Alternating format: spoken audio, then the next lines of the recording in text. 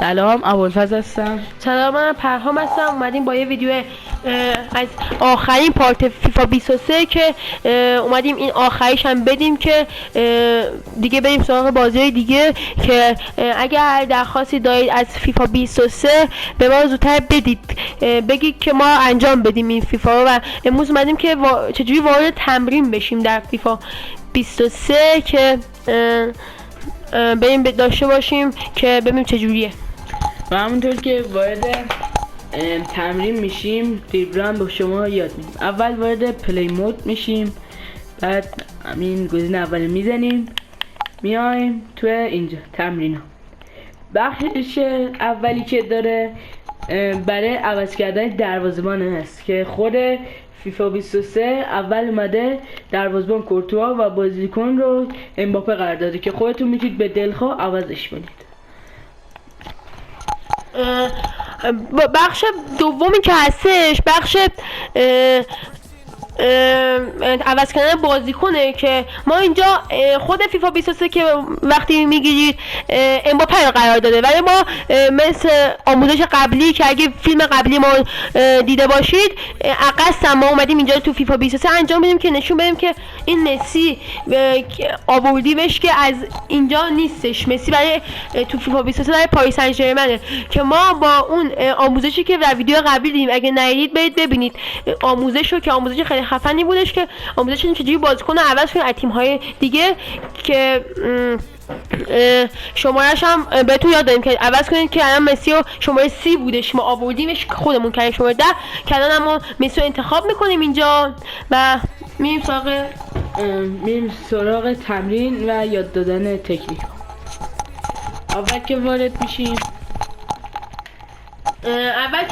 الان میخوام من سفر رو اینجا میشیم تقریبا بریم. من بیدم اینجا.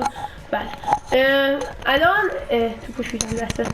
الان ما از بچه های پشت سرندم هستن چی؟ بله چشم.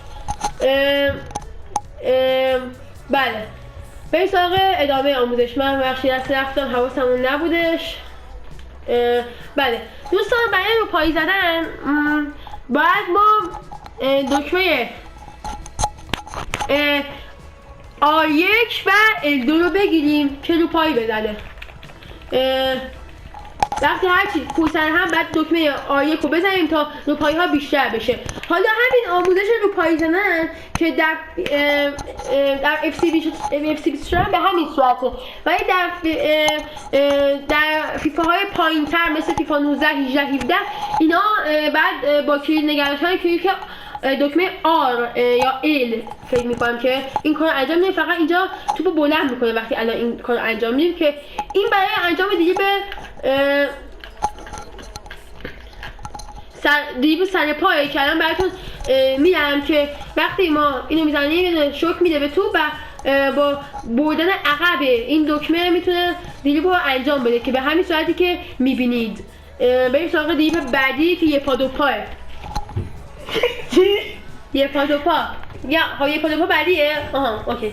الان چه دیگه میخوایم بریم؟ الان دریبل عوض کردن پا هستش و جای رد کردن بازیکن.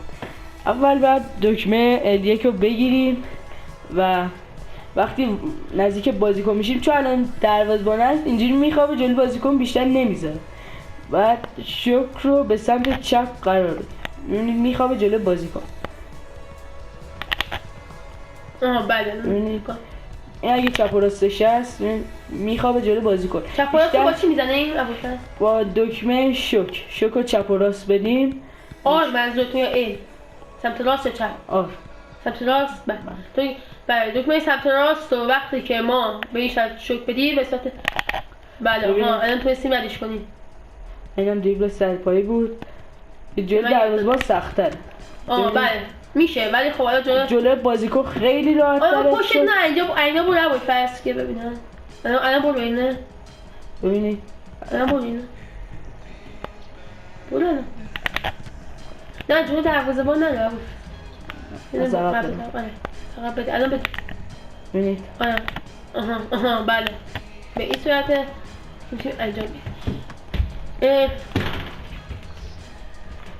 و یه دونه دیگه هم قیچی برگردون است که بیشتر تو ساند کردن هست. بله که اینجا قیچی برگردن برای نفر براتون ساند کنه که قیچی برگردن خیلی هم گفتن چجوریه. قیچی برگردون با نگرشن دکمه L2 با حالا شوتتونه که ممکنه حالا با موس باشه، با کیبورد باشه، با حالا موس که نه کیبورد، حالا هر چی که شما بازی میکنید دکمه شوتتون با حالا L2 که حالا که باشه. مثلا تو باید بیاری بالا الان نشست بعد یه نفر ساند کنه براتون که درست ساند کردن حریف هم نشون میده که مثلا هرچی حریف بهتر ساند کنه ما بهتر میتونیم بزنیم. یارمون بهتر حریف که نه یار بله. بذار با روپایی فکر کنم شروع کنیم بهتر باشه. نه روپایی بنده توپو بنده بالا.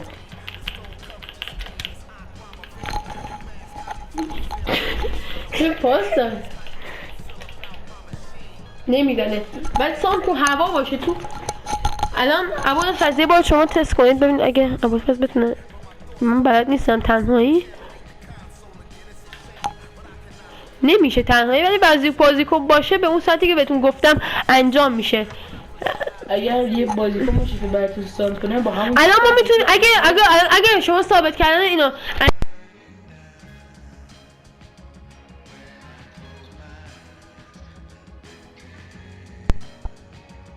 اگر ثابت کردن این الان فکر میکنید نمیشه الان ما میتونیم براتون اینو درستشو اجرا کنیم. دسته رو بده. نه الان اینجا براتون انجام میدیم. تو این بخش یکی تمرین که گروهی میتونیم انجام بدیم. اینجا بذار من بهترین جاشو انتخاب کنم که استفاده کردن تمرینشو. این لانگ پاس بعد اینا هم تمرینه که میتونه فکر کنم به درد بخوره.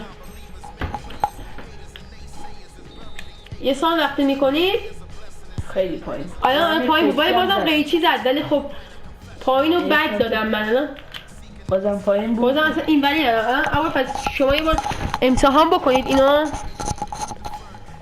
بله این برگردونه. بله که آره ثابت کردیم که واقعی. آره با ساند کردن خیلی بالا رفت. آره با ساند کردن و زدن دکمه L2 و شوت که حالا هرچی ممکنه باشه. مرسی که ویدیو تا اینجا نگاه کردید با ما و برای پارت های دیگه حالا بازی های دیگه و حالا هر چی که میخواید و FC24 حالا نظرمونه مرحله بعدی یا حالا میریم ببین جلوتر به چی میرسیم.